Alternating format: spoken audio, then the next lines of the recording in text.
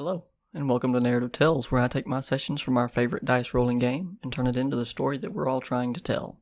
So if you don't have the time to sit down and listen to a long actual play session, or simply want to hear a nice story, sit down and listen to this episode of Narrative Tells.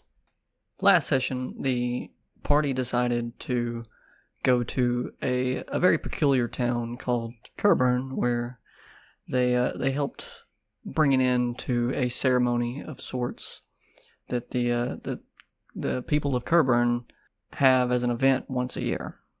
From there, they traveled to Drock's old mentor, where they spoke with one another, went and checked out the old ruins, and he gave him information on Vandarin.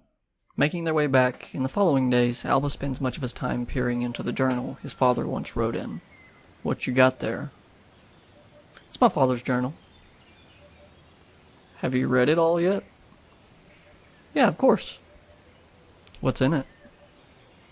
"Oh, just some of the research he was working on before his death." "Really?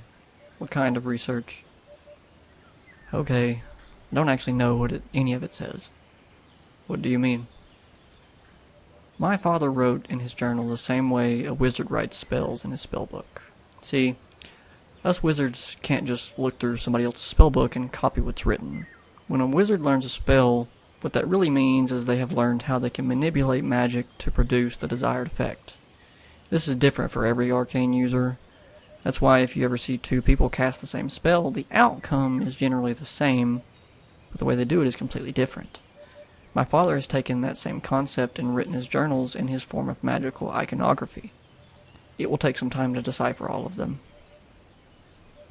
"Well, when you get them figured out, feel free to share. I'm kind of interested." "Will do." The same day that they arrive in Cloria, Albus figures out his first entry. Here, I'll read it to you. "Recently, I've been curious about the famed ancient floating cities. I traveled down to the Exhibition of Dreams, and my influence allowed me to gain access to the records kept in its basement. Francis was kind enough to help me sort through the available documents. I spent much of my free time there, peacefully reading to myself, trying to gain insight into what life would have been like in times of such grand magic. One day I came across a name I did not recognize. It was on a simple trade document. I have to know more. I gave Francis a good amount of gold to gather all the documents he could find that mentioned Cerulus.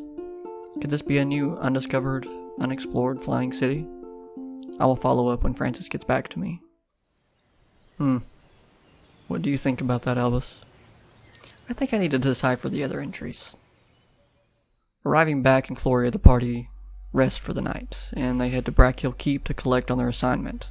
Entering into the Shadowfist compound, Lydia sat at her desk. She looks up to greet the party. "You have returned.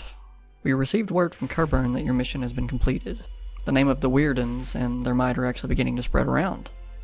Drock breathes a heavy sigh. "It's the Wardens." "Oh no. I'll have to correct my mistake. Don't worry too much. Anyway, here's your reward."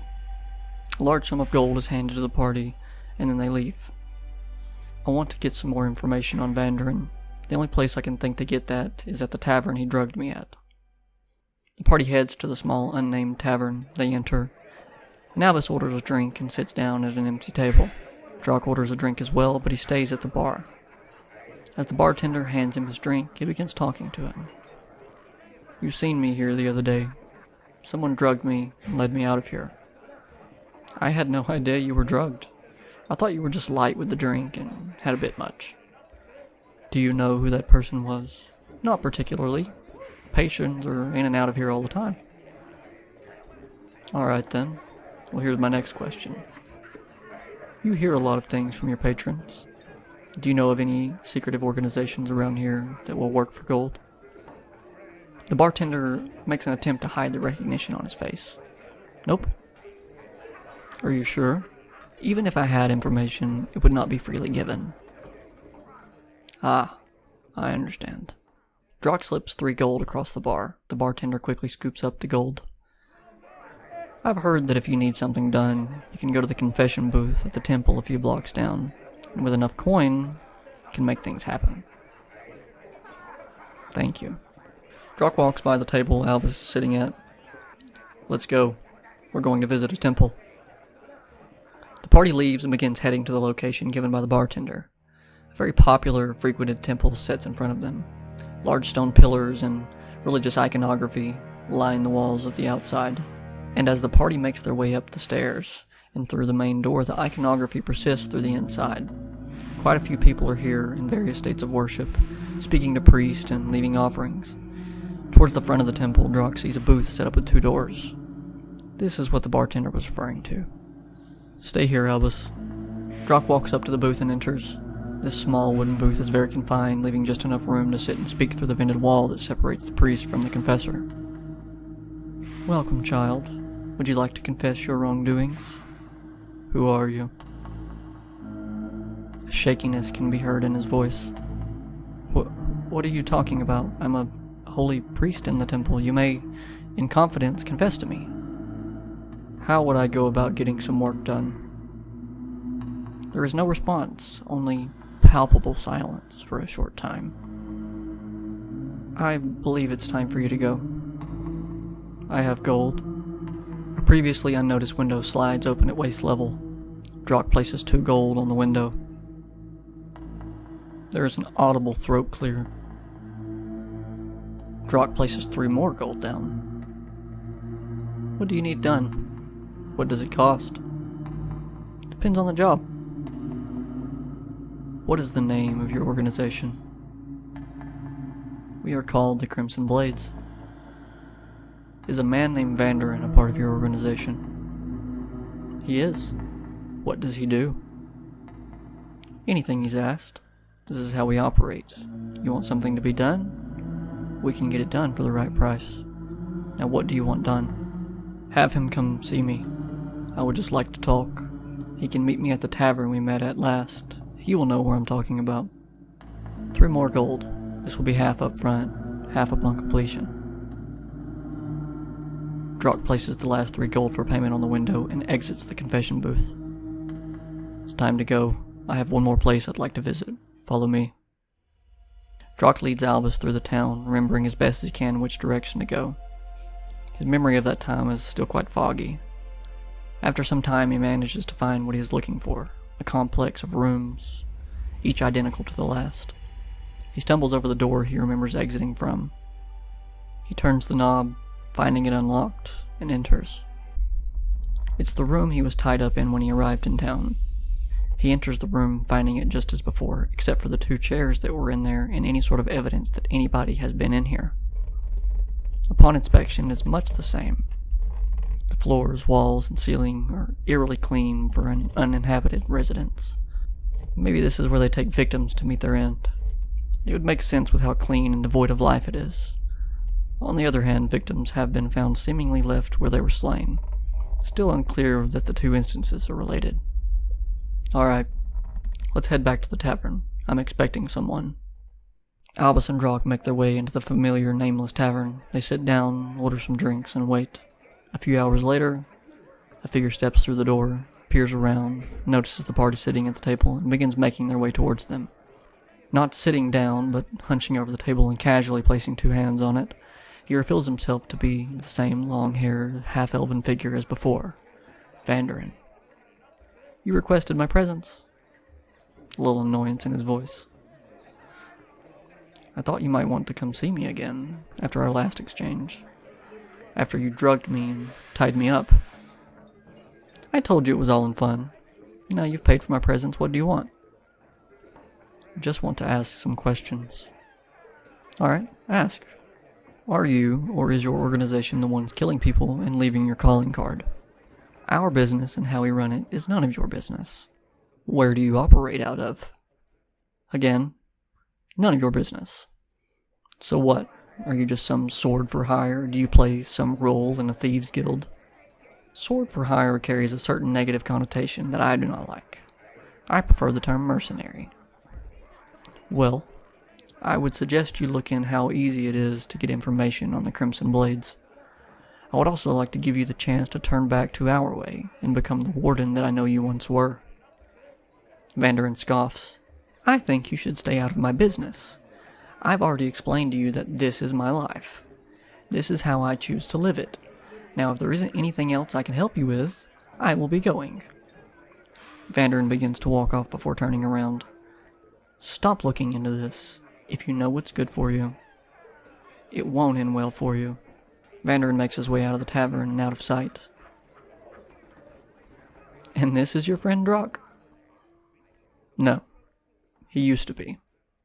We need to inform Lydia of what we found out. Drock and Albus make their way back across the town to the Shadowfist compound. Entering in, they find Lydia. Back so soon? Are you looking for more work? I have a bit of news for you. No, we've gathered some information on what may be happening with your murders. Excellent, what do you have for me? I was visited by someone that called me an old friend recently. That's why I asked about the name Vanderin. He drugged me, tied me to a chair, and played with me all in the name of some game he was playing to say hi. When we were talking, he said he was essentially a sword for hire. After some investigation, we were led to believe that they had an order taker placed in the confession box in the city's big temple to whatever god it is that is the most popular in the city. I'm not familiar with the gods, and I didn't pay too much attention. The organization we dealt with was called the Crimson Blades. Vanderin is a part of this organization. I have no proof, but I am pretty sure that this is who you're dealing with in regards to your murders. They also have some sort of house that I believe they work out of. They keep it super clean. This is where it's at. Drock proceeds to tell Lydia where the location is. Is it some sort of safe house? Could be. But whatever they use it for can't be good. Well, I'll have some guards take up station at this residence, and I'll go deal with that order taker. I really appreciate all the work you're doing for this. Listen, a ball is being held within the castle tonight. Because of your work with us, we thought it might be a good idea for you to be present. It will give you a chance to socialize and make connections. Get to know people. There'll be a lot of influential people there. Are you sure that's a good idea? We have stirred the pot at this point. How do you know that they won't plan some big attack with all of these important people there? How do you know they couldn't infiltrate this event? Listen, I understand and appreciate your concern, but there will be many powerful people there. I will be there. Many of the members of the Shadowfists will be there. Aurelil will be there. It'll be okay. Alright, we will be there. Do you have clothes to wear? We don't. Go get some clothes. Dress well. Have fun. I will see you there.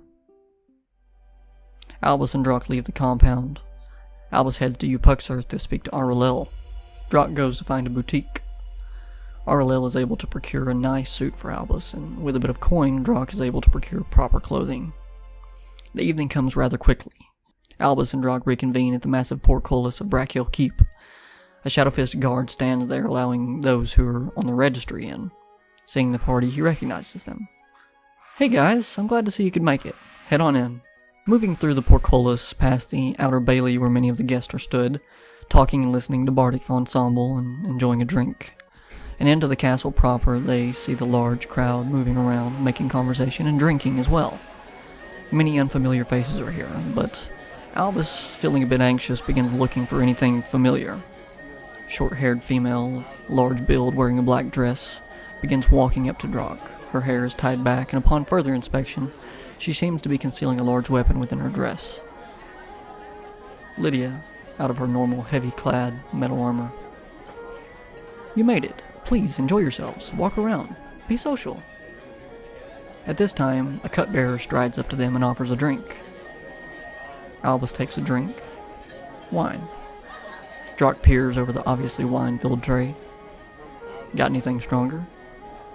Of course, what would you prefer? Whiskey, if it's available. I may could see about getting into the King's Reserve and bringing you something if you'd like. I don't think he'd much mind for such an occasion. Before taking off, Lydia grabs one of the glasses, downs the entire thing, places the now empty glass back on the tray, and grabs another. The cupbearer gives her a quick grin and moves off to obtain the requested drink. Continuing to look around, Albus spots Aurelil speaking to a small group of people who seem enthralled by her words. She stands out from the crowd with her thinly strapped dark blue dress matching her light blue skin. Her hair is straight aside from the two small braids resting over her shoulders. The points of her ears protrude from her hair adorned in various hanging piercings. She catches Albus's gaze, excuses herself, and begins making her way over. Albus, you look so good. I'm glad you could be here. Brock, you look very nice as well. Lydia, beautiful as always. Please, go socialize, get to know people, make connections. There are many people of influence here. See, over there is Francis de Bolbeck, curator of the Exhibition of Dreams. There is Arlen and Sindir Kinblade, founders of the city. Umar Bey, our king, is over here, pointing closer to the throne, with his entourage including Vernon, captain of the Shadow Fist. Phaelus Windcast is here, an archmage from Amont. Olrock Stoneswarm is over there, a Triton noble of Overmont. These people are the people to make connections with. Get to know them. They could be of use to you and likewise to them. Drock's expression changes to a serious one. Hey, Aurelil, can I speak to you in private? Of course. She leads him back behind the throne to the large dining hall. Servants are coming in and out of this area with food and drink, but this should be suitable for some privacy. What's on your mind? At first, when Albus and I began adventuring together, I lacked confidence in his ability. Even after he truly saved my skin twice, I took him for granted. I was selfish. He's growing on me. Aurelil shakes her head understandingly. I guess my point here is, I need to know what I can do that is best for him. How powerful is he truly, or at least, how powerful can he be potentially? Aurelil's face takes a somber expression. In his short time at Upuxearth, I went out of my way to ensure he could reach all of his potential. I went as far as to give him personal tutoring. I owed that to him. His parents were extremely powerful mages. He has the potential to be even greater than I. As for your question about what you can do for him, don't let him be the hero. You see, when we stormed the Visseltaurus castle that dreaded night, I got lucky. I happened to be one of the few to make it out. Imagine, in the dark, rainy sky, dragons were wrenched violently from their soaring heights, while below, an army of foot soldiers was ravaged like cannon fodder. Mages flew amidst the turmoil, casting spells only to fall just the same. Death loomed everywhere, all to take on this one man and his acolytes. Her face turns to that of anger and fear. His parents were close colleagues of mine. I watched them fall before me. I held his father's hand as he drew his last breath. I was the lucky one. I made it out. They were heroes that day. Let Albus not follow in their footsteps as a hero. That is how he will become great. I understand. I will do as you say. Aurelil's face turns from demise and takes on her normal cheery reflection. Let's join the rest of them, shall we? Aurelil and Drock head back to the rest of the group. The crowd is lively. Another bard is preparing to begin playing. Albus is looking a bit anxious. I think it's time for me to go. Crowds aren't really my thing. Aurelil, recognizing his anxiousness. Oh, come on. Do you have to go so soon? At this moment, a darkly dressed figure steps out from the crowd and gets everyone's attention. He proposes a toast. In these trying times, our leaders have come together, bringing hope and lightness to our recent misfortunes. May we move past this hardship and prosper once more. Bard, play something to dance to, and let's party. The bard, doing as he's commanded, begins playing an upbeat tune as everyone moves to dance. As the bard begins to play, two darkly cloaked figures that once blended into the crowd turn to the guards by the door and blow a handful of a sand-like dust in their face. Two more standing close to the king and his entourage turn to his guards, including Vernon, and blow the same substance in their face. All of the affected guards fall to the floor unconscious. The figure who proposed the toast turns and, as if this were planned, draws a long thin blade and plunges it into the unknowing partygoer, killing him. He pulls a singular clean dagger from his person and drops it down to the body before turning to make a quick exit. There is now blood on the dance floor.